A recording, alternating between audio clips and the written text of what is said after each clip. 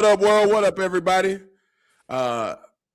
Welcome to episode 66, the long-awaited debut of my man Tyran McCrory. Man, I'm happy to have you here from Sports Testimony, man. It's a absolute honor and pleasure to have you with us today, man. Thank you so much for joining us, bro. Of course, I appreciate you having me, man. I've been waiting for this. I know we've been trying to set it up for a while, so I'm glad that we finally got it lined up. And look, I'll say it on air. My apologies. It's all my fault, everyone, that Tyran is just now joining us. Long time supporter, back and forth. My definitely supporting him supporting what we're doing with the Fanatic Sports Pod. Also, proud to say we finished like third in the fantasy league, third or fourth, somewhere in there. It's not bad. Honestly, I want to say at the beginning, man, I was scared of your team at the beginning of the season. And it's fantasy football. One injury here, one blowout, that would cause your team to like something simple as I don't think you had him, but Kenneth Walker with the Seattle Seahawks.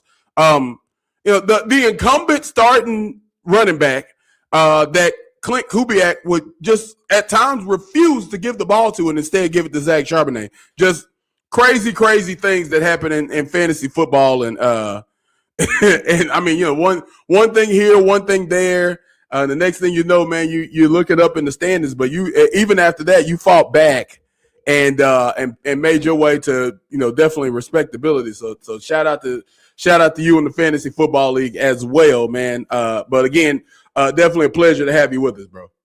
Yeah, no, I'm excited for next year. It's only year one of the league too, so wait till next year. We're gonna get more content out. We're gonna get I'll be there for the draft next year too, so it's gonna be better. Man, it's gonna be fun. I want to, before we get to, we normally start with your fandom story, and we will. But before we get there, I want to talk about your content creation and the work you're doing with Sports Testimony. Kind of tell me a little bit about that and how you kind of, especially the name. I'm so intrigued by the name. That was the first thing that intrigued me was the name. Gotcha. So that's actually nobody's actually ever asked me that, bro. So I appreciate that. It actually, me and my fiance came up with it one day. Okay. I signed up for Full Sail and everything like that because that's still where I'm attending right now. And they started they were like, we want you to start making videos for like, I don't know. They did it just in an assignment. And then I was like, if I'm going to do it for an assignment, I already want to do it. So I might as well try to get it going. You know what I mean? So just kind of put a simple little logo together. And then I'm like, I want it to be different though. I want it to be I want to do sports content, but I want it to be from my point of view.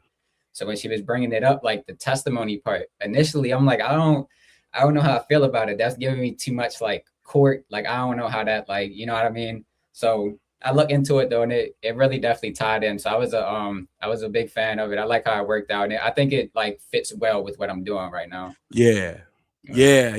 Love it, man. Look, and just on cue, man, so shout out to everybody on Instagram. I definitely got to make sure that, I didn't even hit go live. Way to go, Joe. It's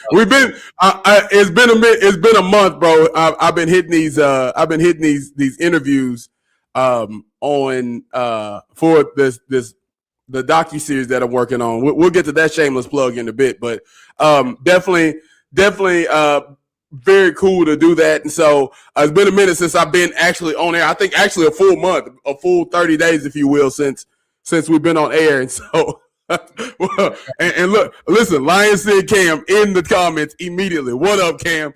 I should have brought him on here, man. I just saw something. His content is crazy too. Some of the stuff he's been sharing and doing, he's always got, and one of my favorite bits from our interview was him talking about how he will talk shit with anybody, and he will go up in the weight class, down in the weight class. He will come see you in your weight class. That's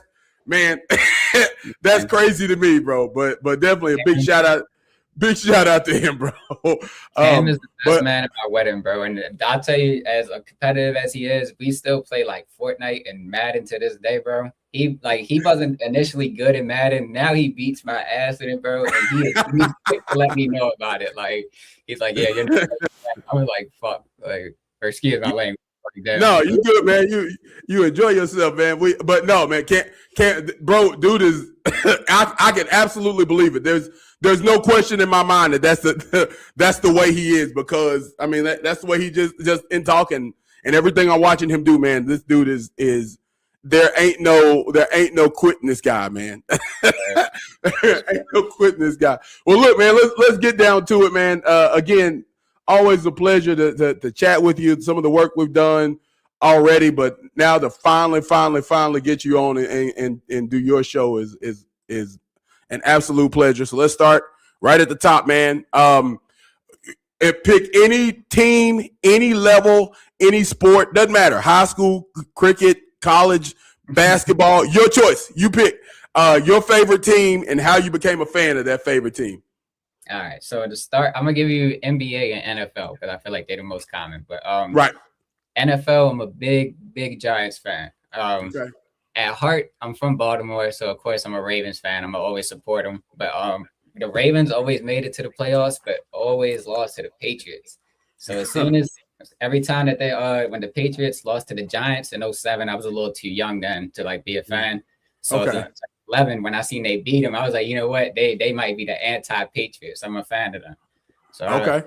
I've been here through the turmoil. I'm gonna be here when things turn around too. So I don't know. I just love the franchise. Once I learned the history and everything too, it's just something that I kind of resonated with. So it's a hell of a story too.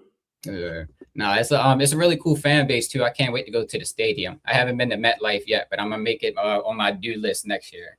And then the next team is the Wizards. I'm a big time Wizards fan too. Okay, all right. Just closer to the DMV, but I was there for the John Wall and Bradley Beal era. I remember What a time. Martian Gortat, the Polish Hammer. Then we had Nene off the bench. It was a good time, bro. And like same thing, I've been here through the bad times. I don't know if you've seen though, both teams are turning it around right now. The Wizards just got AD.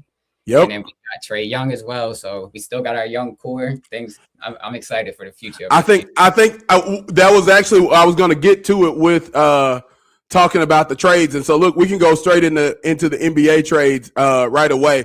I think if we can get, which I'm sure every team that's had him since he's entered the NBA, if you can get Anthony Davis to stay on the court, he's a championship level competitor.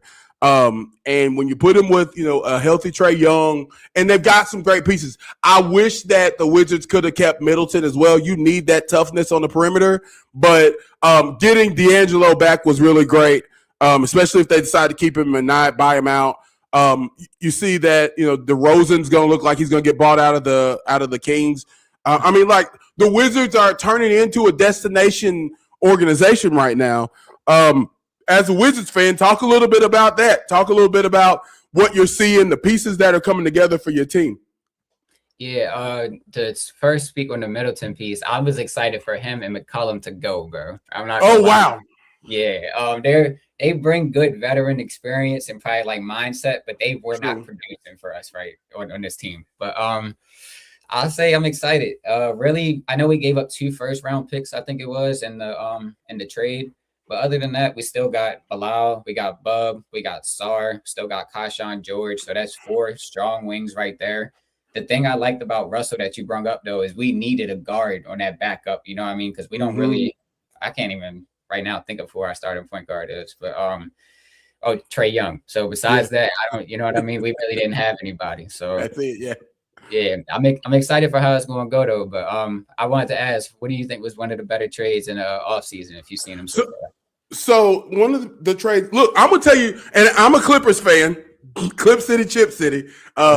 A lot of people ask what the Chip City part is. Don't worry about it. It's not important. It rhymes, okay? But I think that my favorite trade would definitely just be getting off of James Harden. James Harden has been playing phenomenal this year and was a big piece of why we turned around a 7-21 season and won 17 of the last 22 games we've won. Without question, I'm not sad to see. I wasn't sad to have him. But I'm not sad to see him go because we get back a young core piece. Like Garland can be something to build our team around. He may not be a superstar like Cleveland was expecting from him, but he can definitely be the type of player that, you know, if we got Kawhi, right? That's our superstar, right? Maybe we stumble on another superstar. Maybe we work our way back in or find a great draft piece a year or two from now. And you've got a point guard. You need a point guard. I was arguing with some of my video game teammates last week about the importance of a point guard. And in particular, I'm gonna send this to them. I'm gonna clip it and send it to them so they'll know I said it on air for God and everybody to see. I value Halliburton a lot more than most people, but the reason why I value him is because I think he does enough that he passes the ball enough that you don't have to like draw the whole offense up around him, but he can go get you 30 if you need it just as easily as he can go get you 15 assists. And I think he was the driving force behind what took the Pacers to the finals last year. And I think that's impressive. I think it's important to have a point guard. It's important to have a great point guard who can lead. You think about Rondo on those Celtics teams. You know, through the years, the point guard has been important, especially now in today's game. So having a Garland, to bring it all back around, to having a young Garland who's 10 years younger than Harden, and Garland may not be a 25-point a game guy. He was an all-star last year. He may not be a 25-point a game guy, but he'll stir the Kool-Aid, especially with Captain Load Manage Kawhi. We need somebody who's going to play every game and who's going to drive the offense and find buckets for others. I'm not sad about losing Harden as much as impressive as he's been this year. I'm not sad about losing him. Do you feel like we're gonna see a Giannis trade? Of course. I think it's at this point, I know he's saying he wants to be there. I think it's all just like media, you know, I mean, try to keep good relations, say he's that good guy type thing. But I think it's inevitable at this point. The Bucks are kind of stuck in turmoil. Yeah.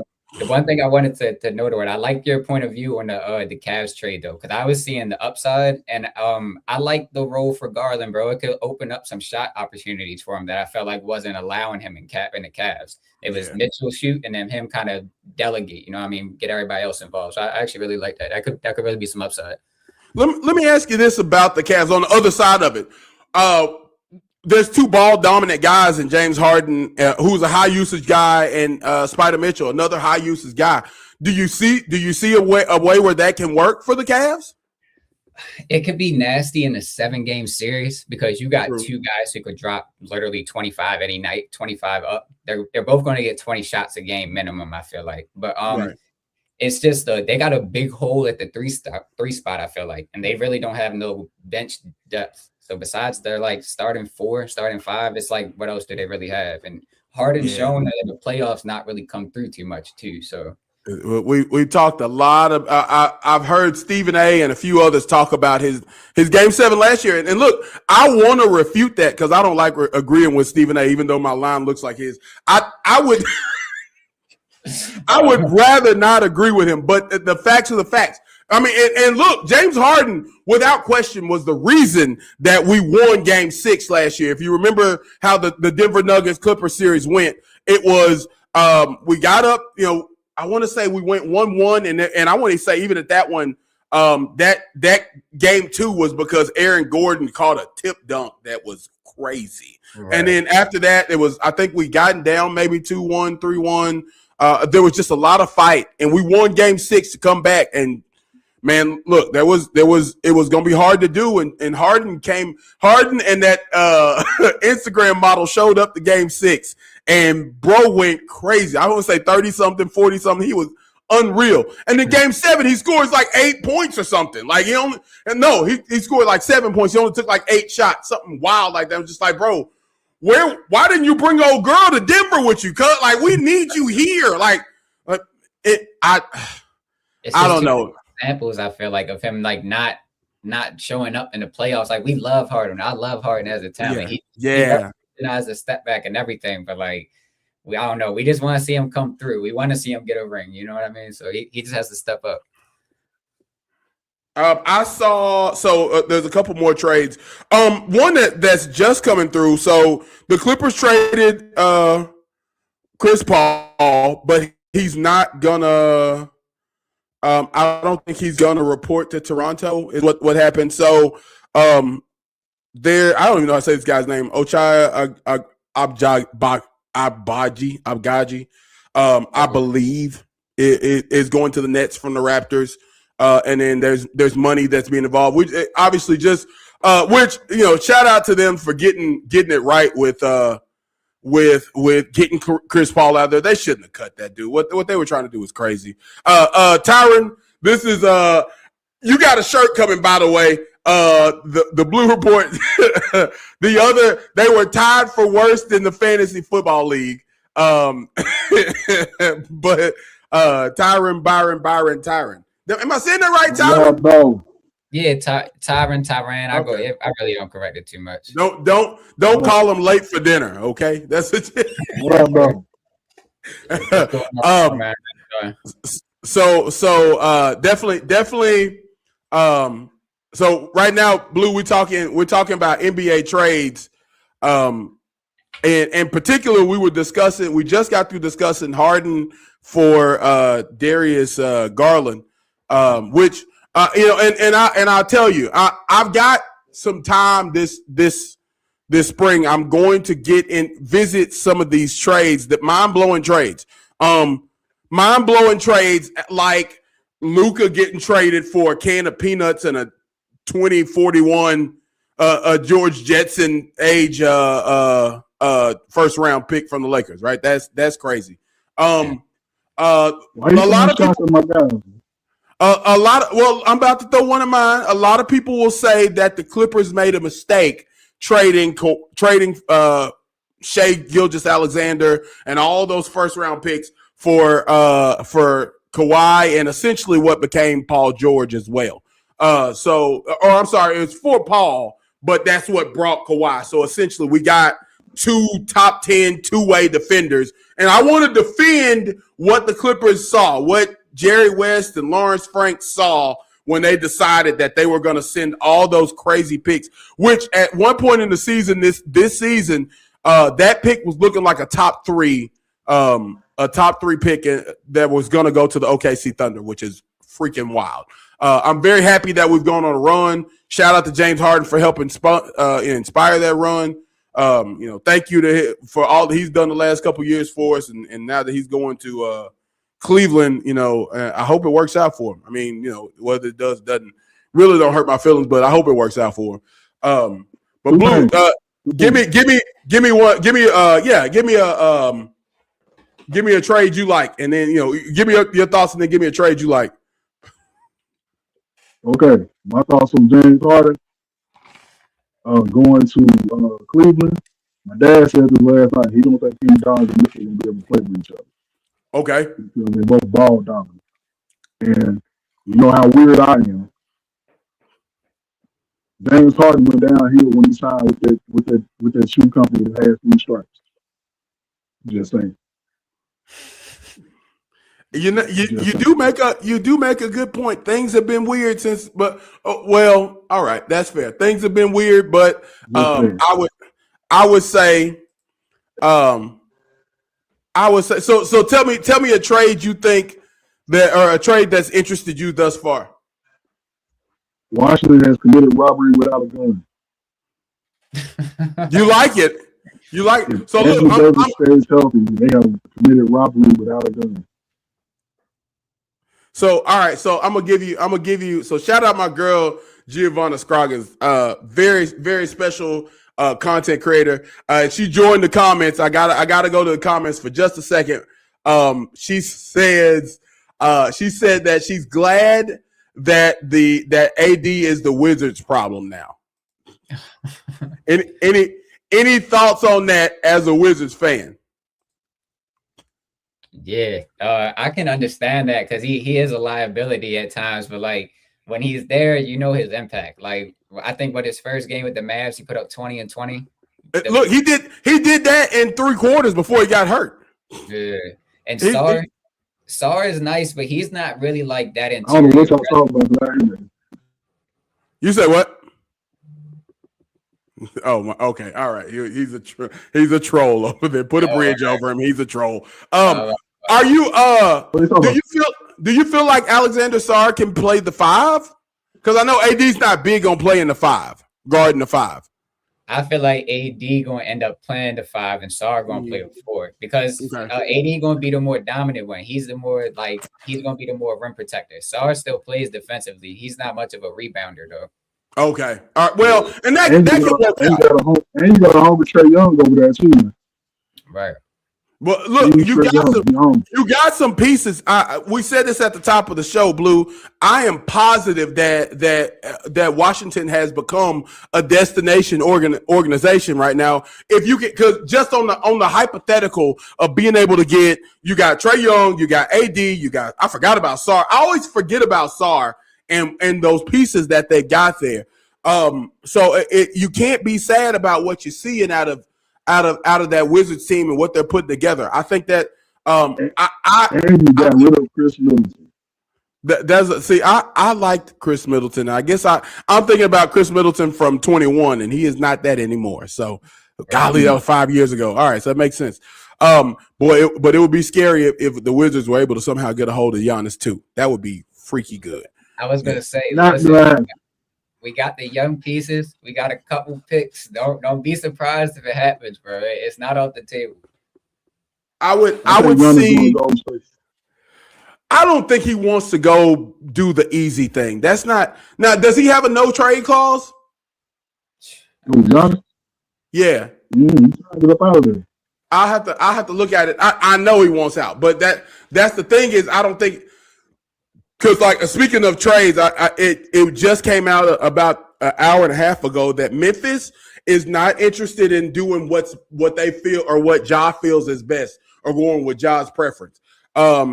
It's been said that they're going to do what's best for their organization and their organization only. So they don't care that Ja wants to go wherever he wants to go. They're going to send him to the highest bidder. And so that's why I'm thinking, look at Google. Listen to me. I'm looking up right now if Giannis he does not have a no trade clause, so he can go wherever they want to send him. My personal scenario is LeBron and Bronny for Giannis, and Giannis and Bobby Portis. Lakers back on top. That would be sweet. I don't think that's gonna happen. I don't know if y'all have to send all them exciting whites out over to Milwaukee to get it to happen. Bronny, we say we give LeBron and we'll throw Junior in too. We give Bobby Portis and Giannis. So you want the Bucks' best 2 players for the Lakers' worst 2 players? That's not fair. That's not a fair trade. LeBron is the GOAT. LeBron is the GOAT. He's been to 10 finals. Yeah, he's been 4 out of 10 finals, and it's been 6 years since he's been to one. And it may be 6. He scored the most points in NBA history. And it's gonna be 6 years before he gets to another one when he goes and sits on the sideline as a coach. even though Jordan's record is 8-0 in the finals, LeBron is the GOAT. Listen, you said that. Y'all not hear the sarcasm in my voice? No, it's too late. It's on the internet now. The whole world saw it now. Yeah. Well, there's some. To me, I'm when we think about that, and I won't get into the GOAT debate. But when I think about LeBron versus MJ, you're comparing apples to oranges in a lot of ways, good and bad for both sides. If you ask me who the GOAT is, it's Kareem Abdul-Jabbar, and I'll leave it there. So all right. So talking about these NBA trades, Ty, you're a betting man, not just a betting man in trade, but you also have some really hot picks that I keep in line with. I keep my eyes on. Do you have any favorite bets in general? But are there any bets or any parlays you might be thinking about now that the NBA, as the NBA trade deadline approaches in 4 days? One thing I'll be keeping an eye on is Trey Young, all the Wizards players for some double odds. Him and AD, That they're is at good tomorrow. odds. They're gonna be really good price. But Mhm. you just gotta check some lines, man. Honestly, it's all about matchups. That's what I try to do. Really try to look at the like teams' last 5 games and stuff, how they perform against certain positions and things like that.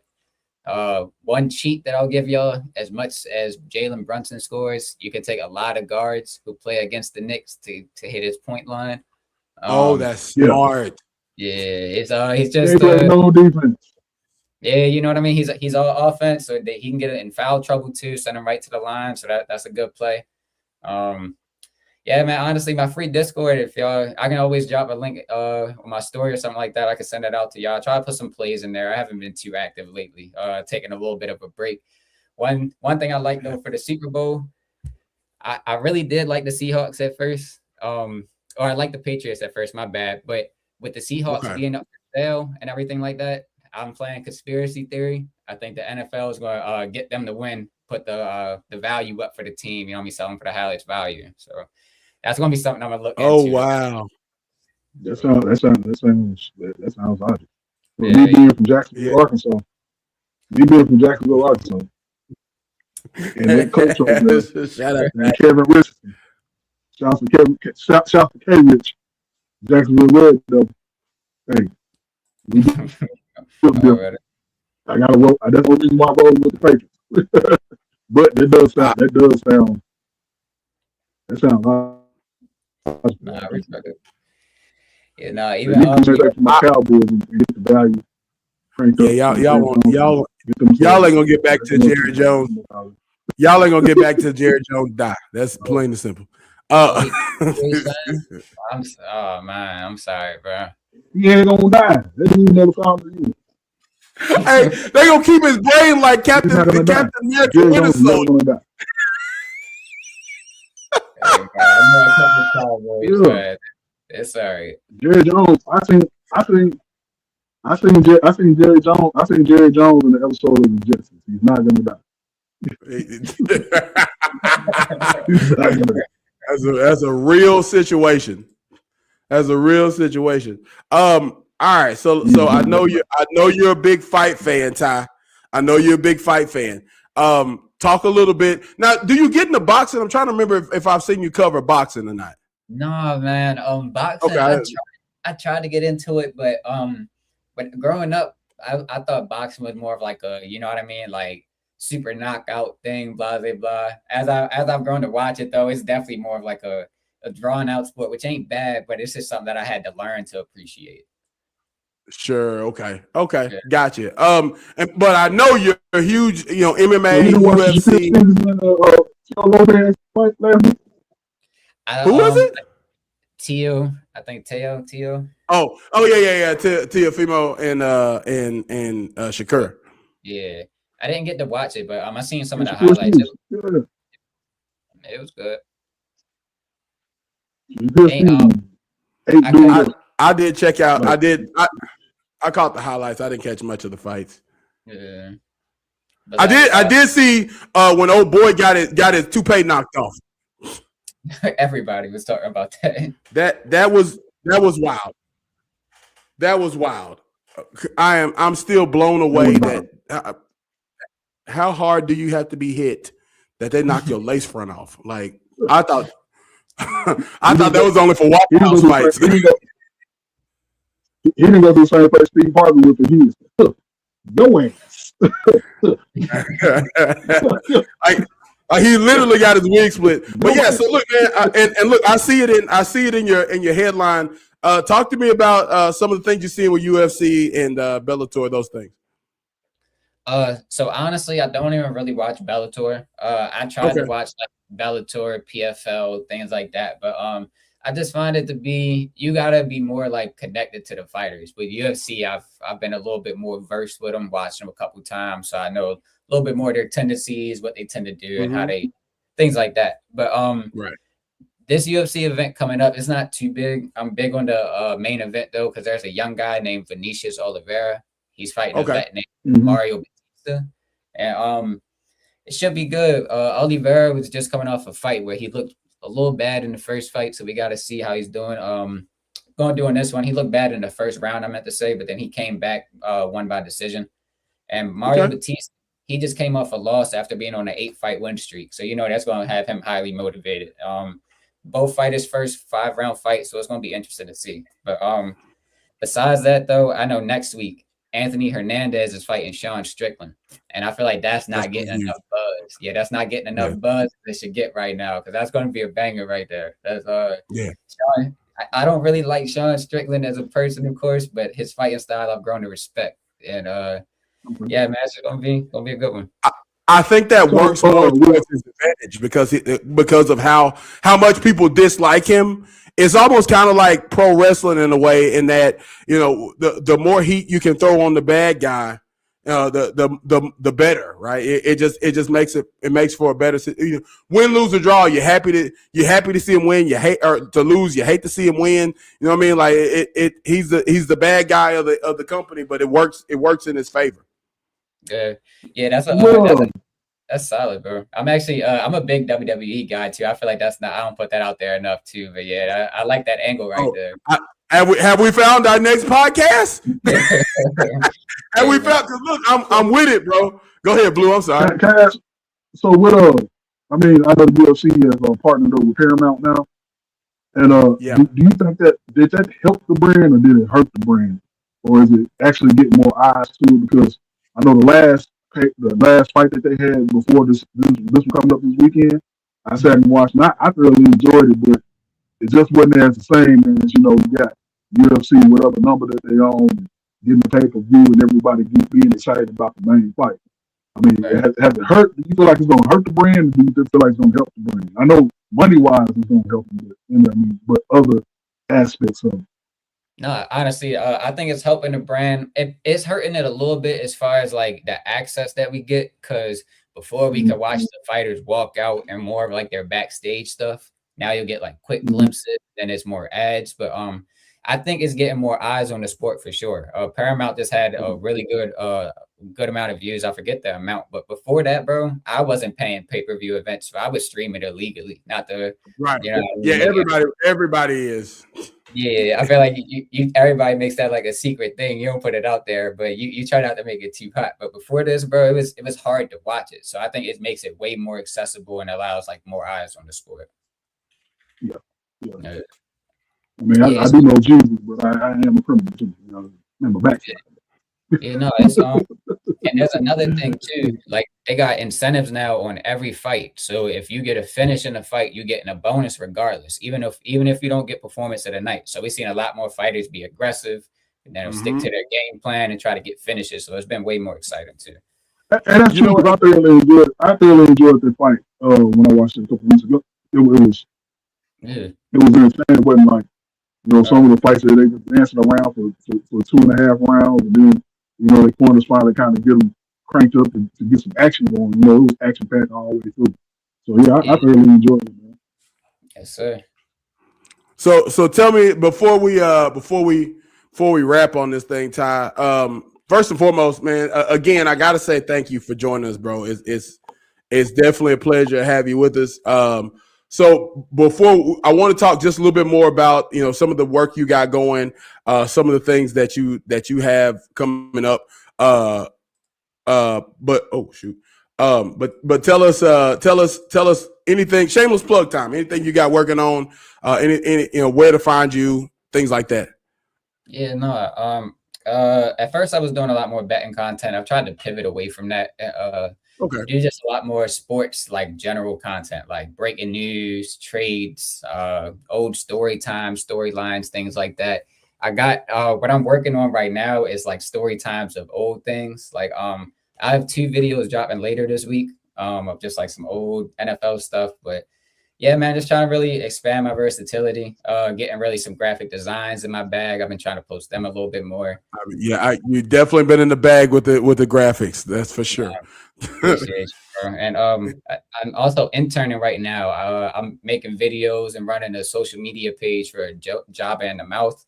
So if y'all can check them out, they're a really good show.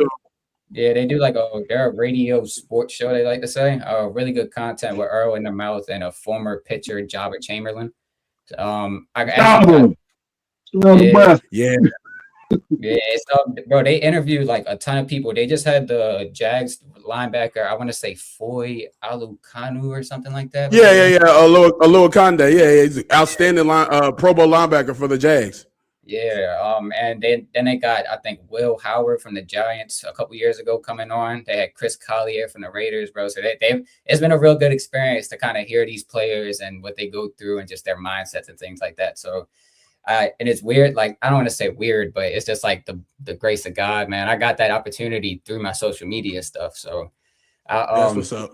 Yeah, I always tell people through this, like, just put yourself out there. I never thought, like, I mean, my page isn't big, only 400 followers, but it's more than I thought it would get. This just started as a hobby, and now it's something I'm seeing as a career. You know what I mean? So it's been a fun journey to kind of see through.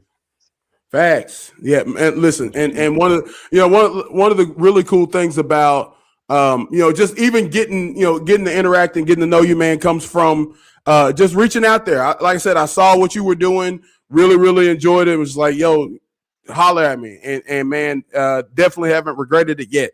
And I can't imagine that I would, man. So definitely, big kudos to you. Definitely a big shout out to you getting linked in with Jabba Chamberlain, one of the great baseball names in history, by the way. But also just a outstanding, legendary pitcher. So him and Malcolm, that's a fantastic connection, and I know it's going to lead you to more and more great things, man.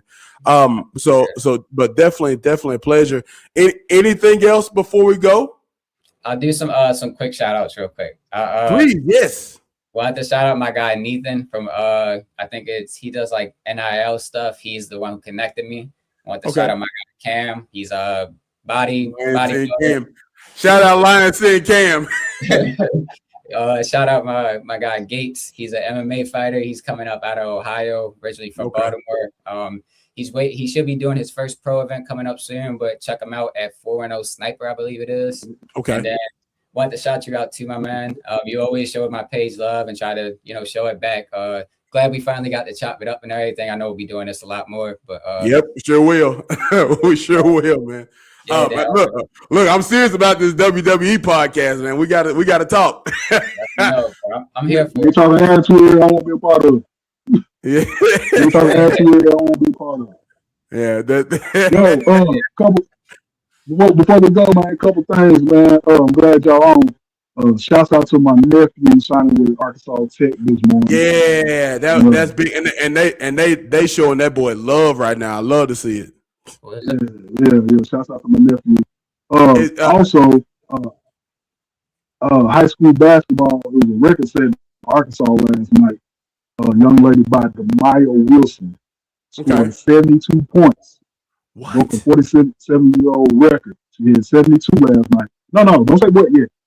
30 in the first quarter. She only played 3 quarters. She sat for 4.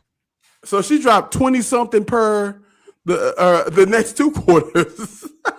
Yeah. Oh. She had 30 in the first quarter. Who is she playing against, and why didn't they foul her more? Played against Marietta last night. Tonight, she will be in the town I'm in tonight, playing against the Desert. She might get 90 tonight. And don't worry, I'll be there. You're gonna have to drop her name, bro. That player name. I have to check them out. Yeah, we gotta check it out. Demaya Wilson from Barton, Arkansas, Barton High School. Barton is known. I don't know where you're from, Tyran, but Barton was known back when we was growing up in football because they had a coach by the name of Frank McClellan, won 60-some-odd games in a row, numerous state championships, numerous guys going to the NFL, had a couple go pro. Small town ain't no bigger than this. Tiny. So a little bit about us, Tyran. So we were born and raised in Arkansas. So Tyran's from B-More. I don't know if you can hear him. Look, I wasn't gonna say nothing. I didn't know because he didn't say chew or G. Hey, Tyran, just say news right quick. News too. Hey, it's real. It's real. He couldn't stop it. He was trying. He couldn't stop it. Look, just hilarious. so I'm originally from Arkansas. I live in Louisiana now. Blue is actually still in Arkansas. So here's a fun story about us. So Blue, what are you? I'm 40. I'll be 41 March. I'll be 49 in 15 days. So Blue's birthday and my birthday are literally like a week apart. 2 weeks apart. A week and a half apart, somewhere in the 10, 12 days. We grew up about 3 blocks from each other. But the funniest part is, man, we became best friends 150 miles away from where we grew up in Northwest Arkansas. So we grew up in Little Rock, the Little Rock metro area, right? And so a little place called Jacksonville, Arkansas. Shout out to Jacksonville. And so we grew up together, and we grew up in the same area. And then, man, we got to Northwest Arkansas. And one day, man, we just kind of hit it off, and we've been best friends ever since. But yeah, it took this way he ain't telling me. This way he ain't telling me. I was talking to him one day, and I was like, "Fam, where you from?" And generally, like, we're like here, if we tell people we're from Jacksonville, idiots will say Mississippi. Like, there's no such thing as Jacksonville, Mississippi. Idiots will say Mississippi. So you have to tell people you're from Little Rock, and then you ask what part of Little Rock, and then that's when you get in depth. You know what I'm saying? It's just like if you tell somebody you from Prince George's County or something like that, you know what I mean? They don't know anything about Prince George's County or whatever in Maryland. Right. You know what I'm saying? But anyway, so we was talking. I said, "Where you go to high school with?" He said, "Parkview." That's what's up. I said, "So you from John Bro?" Because that's what Parkview is. "No, man, I'm from Jacksonville." I said, "You from Jacksonville?" He's like, "Yeah." I said, "Where in Jacksonville?" He said, "Lawnsdale." I said, "Man." Right around the corner. I said, "Dog, I grew up on Oak Court." We from 3 blocks from each other. Right. Like I could have threw a rock and hit him. You know what I'm saying? Just crazy world, man. But dog, like, just that's the funny thing about it. And just, you know, rapping, talking sports, things like that were what kind of put us in the same mind frame. And so we just been rocking ever since, man. It's a blast, bro. So one more time before we go, man. Again, thank you. Tell us where to find Sports Testimony, and again, you know, anything else you got going, bro. Yeah, I'm really Sports Testimony on Instagram. Pretty sure it's the same thing on TikTok. YouTube, it might be an underscore in between. I'm not really too sure. I made the account a couple years ago, but yeah, man. I appreciate you having me on, bro. Again, I'm excited for the opportunity. We want to start that podcast. You let me know, man. I'm here for it. I love the WWE. I got back into it a couple years ago, so I'm down for it all. I'm gonna tell you what's funny. So with the WWE, for me, man, I'm of the mindset that, like, I watched it as a kid. I'm gonna tell you something. So being our age, it was the golden era, right? And I say it on camera now. I say it loud and proud now. I'm a WWE fan. But 30 years ago might have been, you know, a lot of people talk about a couple of different eras. The 80s era was some people call it the golden era. Some people say, you know, the attitude era was the greatest. Some people say the PG era was the greatest. You know, I'm of the mindset that the attitude era was something new and fresh that we haven't seen or has been duplicated in that legendary status since then. And so, but I was 14 in the middle of it watching it, but I was ashamed to tell people I was a wrestling fan. And it's sad because this is the greatest time in wrestling. Like, bro, you're talking about like, The Rock could have been a face of the league. Any one of Mick Foley's personalities could have been the face of the league. You know, Stone Cold. I mean, like, we're talking about multiple faces of the league. You know, the Undertaker during his run, especially in the American Badass, like, just the history of what was happening in that time. You know, and the way it all unfolded was so special. And I had the opportunity to sit and watch it live. Man. Not just watching it in reverse and looking at it from, you know, the victor's eyes now, to watch the entire thing as it unfolded. And it was just as special then as it is now. And it's impressive to see it, man. But So I'm definitely looking forward. I'm definitely looking forward to it, man. We can chop it up all day about the good old days. I like some of the storylines now, and getting back into it. I'm a marketing guy, so this is what got me into advertising and broadcasting. Is I love the marketing portion and the way that they market, the way that they write stories. It's impressive. So we will definitely chat. We will definitely be putting together this podcast for wrestling. And I actually got a couple other homeboys. Shout out my man Mad Mike. He's a big wrestling fan as well. So we'll definitely get some people involved with this, man. It's gonna be fun. Well, listen, man. I again, apologies for taking so long to get you on here, man. But happy to have it on here, man. A big shout out to Blue, who's on the Blue Report that is on Kiss 105.3. Of course, also on Facebook, Instagram, TikTok. I'm not calling it X, Ty. I'm calling it Twitter. I don't care. It's Twitter. I'm not calling it X, man. That's weird. X.com feels like a weird place to be. And to be fair, when I open that app, a lot of weird stuff is happening over there. But I'm not calling it. But definitely shout out to you, Blue, man. Thank you to everybody that joined us, everybody in the comments section. As always, as I always say, man, tough times don't last, bro. Tough people do. Thank you for watching the Fanatic Sports Podcast. Have a great day.